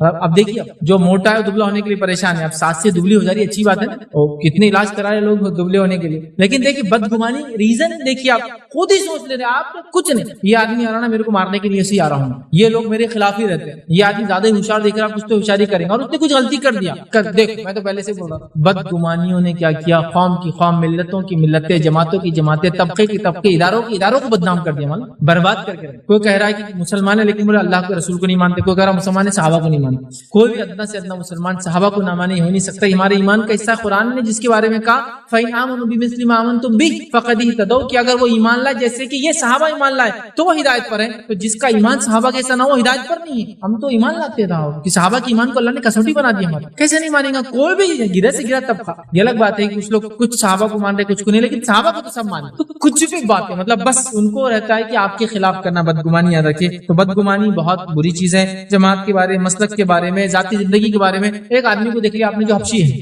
حبشی افریقن جس کو کہتے ہیں بلیک, دیکھتے کیا سمجھتے جنگلی ہوں گا جاہل ہوں گا جٹ ہوں گا یہ ہوں گا خوخار ہوں گا یہ ہوں گا. کیوں یہ سوچا ہے آپ کے ذہن میں؟ غریب شریف بیچارہ ہوں گا نمازی روزدار پرہیزگار ہوں گا بس نہیں وہ ہے نا تو ایسے رہتے وہ لوگ. میرے کو میں نے بولا بہت خطرناک رہتے وہ حج کے اندر یہ کرتے اٹھا کے پھینک دیتے فلاں ہوتے دبا دیتے. یہ قصے وہ چلتے ہمارے پاس ہے نا. یہیں سے پلان حبشی لوگ آئے نا حج میں تو یہ کر لینا. کیوں بدگمان رکھتے ہیں اپنے بھائیوں کے بارے میں؟ یہ الگ بات ہے کسی کی ہائٹ ہیلتھ اچھی ہوگی تو نیچرل اس کا تھوڑا ہاتھ بھی آپ کو بہت بھاری پڑے گا, آپ سمجھ رہے ہیں. لیکن آپ ایک قوم کے بارے میں برائی لے کر سمجھ رہا تو یہ نہیں ہونا چاہیے. یاد رکھیے تو ہم سنی سنائی باتوں پہ یقین نہ کریں, کسی کو اپنے خلاف نہ سوچیں. یاد رکھیے کوئی آپ کے خلاف ہے بھی نہیں. تو یاد رکھیے جس کو کہتے ہیں غالب گمان, شریعت یہ کہتی ہے اور غالب گمان پہ فیصلہ کرتی ہے کہ ہر آدمی اچھا ہے. اگر کسی پہ کوئی کیس درج کرا دے کہ اس آدمی نے چوری کی تو اس کو شرعی پوائنٹ آف ویو سے کیا مانا جاتا ہے معلوم آپ کو؟ ملزم مانا جاتا ہے, مجرم نہیں, جب تک کہ وہ ثابت نہ ہو جائے. اور دنیا بھی مانتی ہے نا, کسی انسان کو گرفتار کر لے گا کوئی بھی کیس میں تو کیا بولتے ہیں اس کو؟ ملزم مطلب جس پر الزام لگا ہے. جب الزام ثابت ہو جائے گا تو بن جائے گا وہ مجرم جس نے جرم کیا ہے.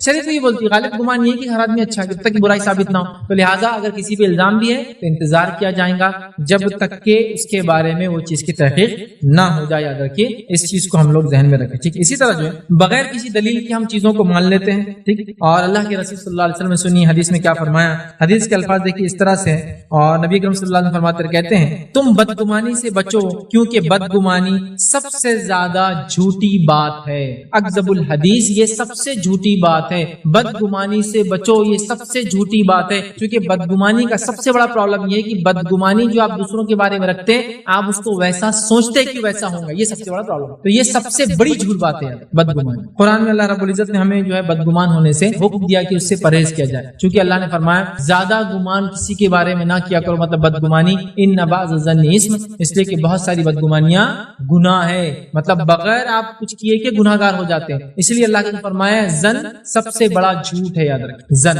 گمان کسی کے بارے میں آپ رکھنا، بدگمانی جس کو عام زبان اردو میں کہتے ہیں، یہ سب سے بڑی جھوٹی بات ہے. چونکہ آپ بغیر کسی بیسس سے کسی کو جھوٹا، زانی، مکار، چور، برا، ظالم سمجھ لیتے ہیں، کوئی دلیل نہیں آپ کے، کیونکہ آپ نے سوچ لیا اس کی مونچھیں ایسی پلٹی ہوئی ہے تو یہ اتنا خطرناک ہوگا، اس کی داڑھی ایسی ہے تو یہ اور بھینکر ہوگا، فلاں آدمی موٹا ہے تو وہ ایسا ہوگا، فلاں عورت چھوٹی ہے تو فتنے باز ہوں گی، فلاں آدمی لمبا ہے تو ایسے ہی کرتا ہوگا، فلاں لوگ ایسے ہے تو ایسے ہوں گے، مسلمان وہ کرتے تو ویسے ہوں گے، اور فلاں کمیونٹی کے لوگ ویسے کپڑے پہنتے تو ایسے ہر چیز کے بارے میں پہلے سوچ کے آپ اس کو لیبل دے دیتے ہیں، یقین کر لیتے ہیں کہ ویسا. یہ اسی لیے اللہ کے رسول کو سب سے بڑا جھوٹ کہا، کیونکہ اس کا سب سے بڑا ایشو یہ بدگمانی کا، آپ سوچ کو یقین میں بدل دیتے اپنے ذہن کے اندر کہ ایسی ہوں گا.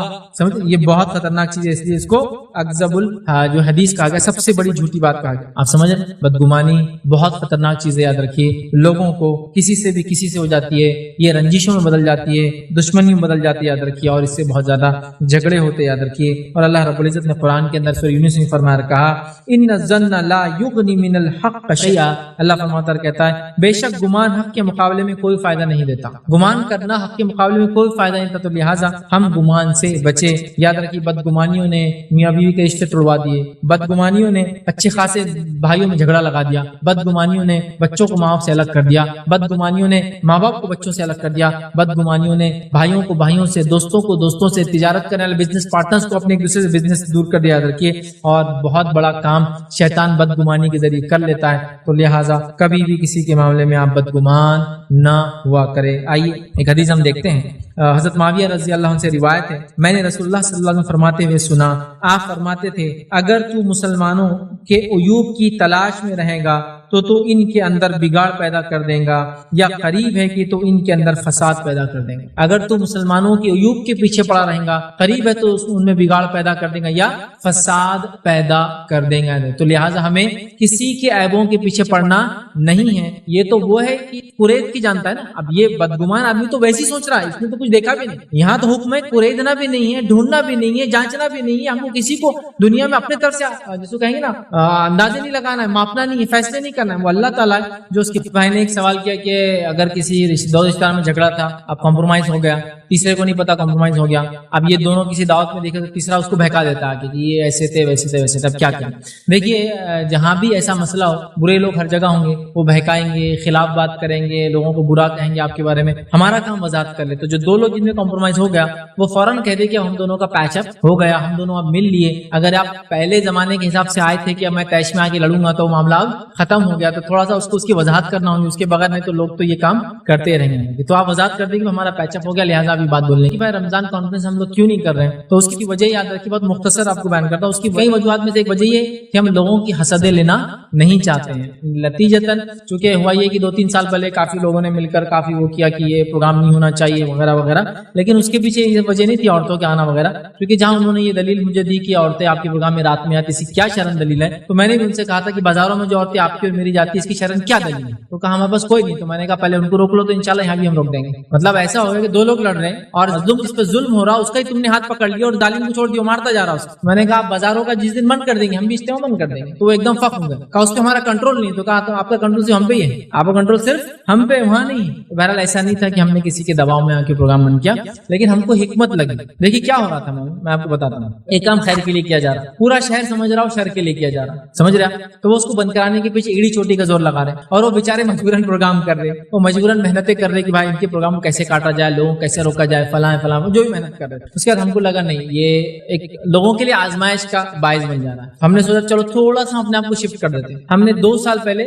رمضان کانفرنس کو، مطلب اس سال جس دن پرابلم ہو اس سال تو ہم نے لیا آن لائن لیا، بلکہ پورے انڈیا میں پورے 6 کے 6 DTH پہ ہم نے اس کو لائیو کیا تھا. اور وہ ایک یونیک ایکٹیویٹی جو کوئی بھی اسلامی ادارے نے آج تک ہندوستان میں نہیں کی تھی کہ پورے 6 DTH جو زمانے میں 6 اویلیبل 7 ہے، تو پورے 6 DTH میں ہمارا پروگرام لائیو کیا تھا پورے پین انڈیا، پورے انڈیا میں، بلکہ انڈیا سے علاوہ DTH جہاں بھی چلتے ہیں یہ DTH ہمارے سیٹ ٹاپ باکس وہاں سب جگہ آیا, سب لوگوں نے, ٹھیک ہے. تو ہم نے ماشاءاللہ وہاں تو بڑی گرینڈ کانفرنس کی اور اس کے بعد اس کا اختتام کیا, خاتمہ کیا, ٹھیک. دوسرے سال ہم نے پلان کیا کہ جو ایک گراؤنڈ میں ہم پروگرام لے رہے, 3-4 ہزار لوگ آ رہے, اتنی ہم محنت کر رہے اور اتنی دشمنیاں لے رہے, اگر ہم صرف اپنا میدان چینج کر دیں تو معاملہ ختم ہو جاتا ہے. اور اسی سال سے ہم نے پلاننگ کیا اور یہ کیا کہ اگلے سال ہم کیا کریں گے, چینلز پہ جائیں گے مختلف. اور پچھلے سال ہم ماشاءاللہ سجدہ ٹی وی پر, وصال ہے, اور پاکستان کے کئی چینل ہے, سعودی کی چینلز ہے, اور نہ جانے دنیا کے کتنے چینل پہ ہم گئے, اور ہندوستان کے کئی کیبل چینلز پہ, جس کا انگنت کیبل چینلز پہ پورے کشمیر میں گئے, ایم سی این کے تھرو پورے مہاراشٹر میں گئے, ایم سی این کے تھرو پورے تلنگانہ کے اندر ہم گئے, اور کئی ٹی وی چینلز پہ گئے. تو ہم نے پورا فوکس اپنا شفٹ کر دیا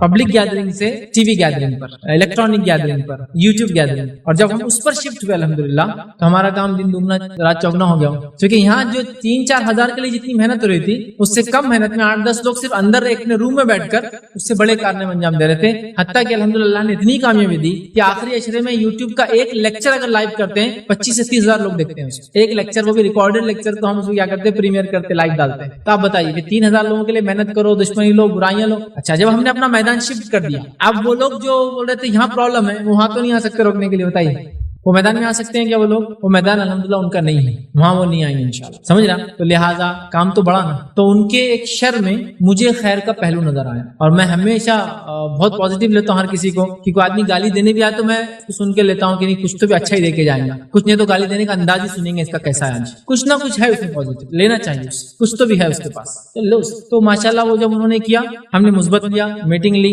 کہا یہ سال تو کریں گے انشاءاللہ, اس میں کوئی روک ٹوک نہیں, وہ چاہے جو کر لے الحمدللہ, چونکہ جو طے ہو گیا تھا وہ طے ہو گیا تھا اللہ کی طرف سے. ایک بار قدم بڑھا دیا, پیچھے نہیں ہٹے. نیکسٹ ایئر پلان کیا, میدان چینج کر دیتے ہیں. اب آؤ اس میدان, الحمدللہ اس میدان میں بہت کم ہی لوگ دوڑتے ہیں. بس کام تو ہوا ماشاءاللہ, بہت اچھے انداز سے ہوا, بہت بڑا ہوا. پھر اس سال کیا, نیکسٹ ایئر آیا, پھر ہم نے وہی کیا ماشاءاللہ. یہ سال بھی ہم نے پلان کیا, اور کئی ٹی وی چینلز پہ ہم لوگ جا رہے ہیں, جس کی وجہ سے ہم ڈیٹا بناتے ہیں, کنٹینٹ کریٹ کرتے ہیں, مخصوص بناتے ہیں, ٹی وی چینل کے لیے خاص بناتے ہیں, اس کو خاص بنا کے دیتے ہیں. تو اب ہمارا مقصد ہے دعوت پہنچانا, سمجھے. اور ہماری دعوت الحمدللہ ہر اس فرد تک ہے جس کے پاس اینڈرائڈ ہینڈسیٹ ہے دنیا کے اندر. ایک آدمی اگر خود سے جا کے کسی کو دعوت دے, کتنی جگہ جا سکتا ہے بتائیے. ہر آدمی جو اینڈرائڈ یوز کر سکتا ہے میں وہاں تک پہنچ سکتا ہوں, یہ ریچ ہے ہماری. اب دیکھنے والا دیکھیں, ہے نا. اور الحمدللہ اس کے بعد سے جو ہم نے دھیان ادھر زیادہ دیا ماشاءاللہ, اس کے بہت فائدے ہیں. تو یہ بہت بڑی کامیابی ہے نا. یہ تبھی ہو سکتی ہے جب ہم اس سے نکلیں اور کچھ اور طرف دھیان دیں. تو وہ خیر کا پہلو تھا. اب اس کے بارے میں کوئی بدگمانی رکھ رہا ہے یا خوش فہمی میں ہے کہ ہم نے بند کرا دیا, تو اس کے لیے دیکھیے ہم بددعا تو نہیں کرتے, لیکن وہ اپنے خود جس کو کہیں گے خسارے کا سامان لے رہا ہے. پہلا کہ وہ دینی کام روک کے خوش ہو رہا ہے, اس کی غلط فہمی ہے. ہاں, اگر وہ کوئی ایک تھیٹر بن کر کے بتا دے, اس کی اوقات نہیں ہے. وہ ایک کوئی برائی کا اڈا بن کر کے بتا دے, اس کی اوقات نہیں, بول رہا نا, اس کی اوقات نہیں. وہ کچھ بھی نہیں کر سکتا, وہاں سے تو نظر نیچی ڈال کے وہ حدیث پہ عمل کرتا ہو کہ دل میں برا جانو نکل جاتا. لیکن دینی اجتماع دیکھ کے وہ آ کے ہاتھوں سے کر رہا, بولے حدیث میں بولے ہاتھوں سے روکو پہلے, تو اس کو یہاں اس کو پوری برائیاں نظر آتی, وہاں نظر نہیں آتی. کوئی ایک عورت کو بازار سے روک کر بتایا, میں تو چیلنج کرتا ہوں اپنی ماں بہن کو روک کے بتا دے بازار سے, میں چیلنج کرتا ہوں, وہ ناکام رہے. تو کوئی آدمی ایسا سمجھتا ہے اس کو کامیابی, تو وہ بہرحال ناکام ہو. لیکن خوشی کی بات یہ ہے, بعد میں ہوا یہ کہ ان میں کچھ لوگ تھے, ابھی پرسنل ایکسپیرینس بتا رہا ہوں. تو میں نے ایک صاحب سے کہا ان کو سمجھاؤ, وہ لوگوں نے ایسا پروگرام رکھا فلاں فلاں کی, تو وہ بولے ڈرنے کی بات نہیں, بھابھی اپنے طرف ہے, یہ اسی کا نتیجہ ہے. بولے جس نے پروگرام رکھا تھا ان کے اہلیہ اس تحریک سے جڑ گئے, بولے تو وہ حسد کا نتیجہ تھا. انہوں نے پورے لوگوں کو اور پوری تنظیموں کو, پوری جماعتوں کو جمع کیا آپ کے خلاف, لیکن وہ حسد کا نتیجہ چونکہ بھابھی اپنے طرف والا. پھر الحمدللہ چلنے دو, پھر چلنے دو, یہ خوشی کی بات. تو دیکھیے مطلب ان کے گھر میں جو وہ جس تحریک کے مبلغ ہے, ان کی گھر کی عورتیں اس تحریک پر نہیں ہیں الحمدللہ. تو ہم وہ میدان سے گئے, ہم نے سوچا نہیں, وہ تو بیچاری آتی نہیں ہمارے پاس, چونکہ یہ تو آنے نہیں, طلاق دے دیں گے. تو ایسا آدمی پھر کیسا ہوا, پھر وہی ہے جو آپ کے جیبوں تک اور آپ کے عورتوں کے پرسوں میں آ چکا ہے. اینڈرائڈ جہاں تک ہے ہماری دعوت وہاں تک. تو آج اینڈرائڈ یوزر کتنے دنیا میں 3 بلین سے اوپر, ہم وہاں تک پہنچ سکتے. یہ الگ بات ہے اس کو نہ سمجھے اور نہ دیکھے, لیکن ہم اویلیبل تو ہے نا. چیز کی اویلیبلٹی ایک چیز ہوتی ہے, پھر کوئی لے دیکھے گا الگ بات ہوتی ہے. دیکھیے ہماری دعوت اتنی اللہ نے بڑھا دی, تو وہ مثبت پہلو تھا. تو اگر وہ اس کو خوش فہمی ہے کہ اس نے بند کرایا, تو وہ ایک بری بات ہے, چونکہ ایک اچھی چیز کو بند کرانے میں وہ خوش ہو رہا ہے, لیکن اس کے لیے دعوت بھی ہے کہ وہ کچھ بری چیزوں کو بند کرانے کی کوشش کرے اس رمضان. ٹھیک ہے, لیکن بہرحال غلط فہمی کی چیز نہیں ہے, اگر اس کو خوش فہمی میں تو ہونے دیجیے آپ. بہرحال تو ہم دیکھ رہے تھے بہرحال بدگمانی کتنے نقصان پہنچاتی ہے, اور امت مسلمہ میں خاص طور سے ہم نے دیکھا کہ عیوب نہیں تلاش کرنا. اور بدگمان انسان کیا کرتا ہے, دوسرے میں عیب تلاش کرتا ہے, اور اس کے بارے میں بغیر عیب دیکھے کہ بدگمان تو بہرحال بغیر عیب دیکھے کہ ویسی سوچ لے رہا ہے کہ یہ آدمی خراب ہے, یہ عورت خراب ہے, یہ جماعت خراب ہے, یہ تنظیم خراب ہے. ایسا نہیں ہونا چاہیے. اس سے یاد رکھیے امت فتنے اور فساد میں پڑ جاتی ہے. اب آئیے بدگمانی کا علاج کیا ہے. غلط فہمی کا علاج دیکھ لیے, تحقیق اور وضاحت. بدگمانی کا علاج, تو بدگمانی کا علاج یاد رکھیے 4 چیزوں سے سے میں نے وہ کیا جو میری تحقیق ہے وہ یہ ہے. پہلا، چیزوں کو نظر انداز کرنا، برائی کو چھوڑ دینا، اچھائی کو لینا لوگوں کی. ایک آدمی دکھ رہا ہے برا ہے تو بھی اس کی برائی چھوڑ کے اس کی اچھائی لے لینا. برائی کو نظر انداز کرنا، اچھائی کو لینا، پہلی چیز. دوسرا، ہر کسی کے بارے میں اچھا خیال رکھنا، حسن ظن، یہ اچھا ہے، وہ اچھا ہے، وہ اچھا ہے، وہ اچھا ہے، وہ اچھا ہے، وہ عورت اچھی، وہ آدمی اچھا، سب اچھے. دوسری چیز. تیسری چیز، ذہن کو وسیع کرنا. جو نیرو مائنڈیڈ ہوتے ہیں نا ان کا ہی پرابلم ہے. ذہن کو وسیع کرنا. آپ ذہن کو وسیع کریں گے نا، یاد ہے کہ دنیا میں بہت عجیب و غریب لوگ جیتے ہیں. ان کے بارے میں ہم کیا کیا دیکھ کر جن کو ہم غلط سمجھتے ہیں نا وہ بھی کوئی کر بڑے کارنے بن جاتے ہیں. ایک واقعہ انشاءاللہ چوتھے پوائنٹ کی بات سمجھاتا ہوں. چوتھی چیز یہ ہے، برائی ہو تو اس کی اصلاح کر دینا بولنے کی بجائے. یہ بدگمانی میں آدمی پہلے سوچ لیتا پھر بولتا پھرتا، اس سے بچنا چاہیے. اب آئیے جو میں کہہ رہا تھا، لوگ بڑے کمال کے ہوتے ہیں، یاد رکھیں اللہ تعالیٰ کس سے کیا کام لے ہم نہیں جانتے. آئیے واقعہ سناتا ہوں امام احمد بن حنبل رحمہ اللہ کا. ان کے بیٹے فرماتے ہیں کہ میرے والد یہ کہا کرتے تھے اللہ جو ہے ابو حیثم کو اچھا رکھے. تو میں پوچھتا تھا کہ کون ہے جس کو اچھا رکھے آپ دعا دیتے ہیں؟ تو کہا جب مجھے جیل میں ڈالا گیا، وہ خلق قرآن کا مسئلہ ہوتا نا، قرآن مخلوق ہے بلکہ ان کے زمانے میں فتنہ اٹھا. جب خلق قرآن کا فتنہ اٹھا اور مجھے سزا دی گئی اور میں جیل میں پہنچا، جب جیل میں پہنچا تو ایک شخص تھا جو چوری کے کیس میں لا کر اندر بند تھا، سزا بھگت رہا. وہ چور میرے پاس آیا اور اس نے مجھ سے کہا، جو امام احمد بن حنبل بہت مشہور شخصیت تھے تو وہ بھی انتظار میں تھا کہ امام آنے والے جیل کے اندر. تو وہ میرے پاس آیا، مجھ سے کہا امام احمد میں چوری کی سزا میں سزا کاٹ رہا ہوں، چوری کی وجہ سے جیل میں سزا کاٹ رہا ہوں اور مجھے چوری کی وجہ سے کوڑے پڑے ہیں. تو میں نے شیطان کی راہ میں کوڑے کھائے ہیں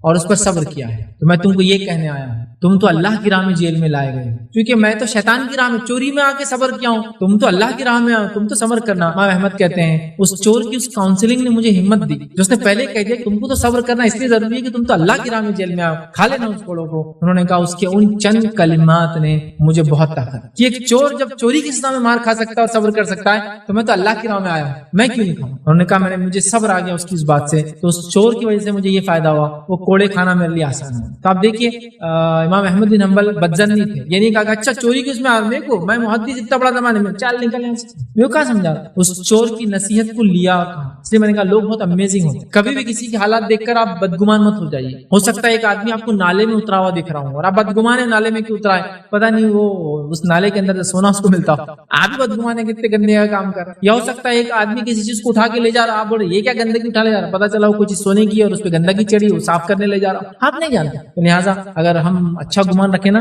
بڑے فائدے، پازیٹیو انرجی ہمارے اطراف دوڑتی ہے، ہماری سوچ اچھی ہوتی ہے، لوگوں کے بارے میں بدگمانی نہ کرنے کے بڑے فائدے. چونکہ مثبت سوچ فائدہ دیتی ہے اور منفی سوچ آپ کو ایسی برباد کر دیتی. کتنے لوگ ہیں جن کی حسدوں نے ان کو برباد کر دیا اور ان کو جو ہے بیمار کر دیا. صرف حسد، وہ کامیاب ہو رہا اور اس نے بیمار ہو رہا، وہ کامیاب ہو رہا اور اس نے بیمار ہو رہا. حسد کتنے لوگوں کو ان کی حسدوں نے برباد کر دیا. اچھا گمان رکھو کہ آگے جانا میں نے، اللہ اس کو اور آگے بڑھا، اللہ مجھے بھی دے توفیق میں بھی وہاں تک جاؤں، اس سے آگے جاؤں. یہ سوچ ہونا چاہیے. بہرحال یاد رکھیے بدگمانی کا یاد رکھیے. یہ 4 چیزیں علاج تھی. اب یہ غلط فہمی اور بدگمانیاں کیا کیا کھیل کرتی ہے، بس چند نقصانات بتاتا ہوں، بات ختم کر رہا ہوں. سب سے پہلے چیز تو یاد رکھیے یہ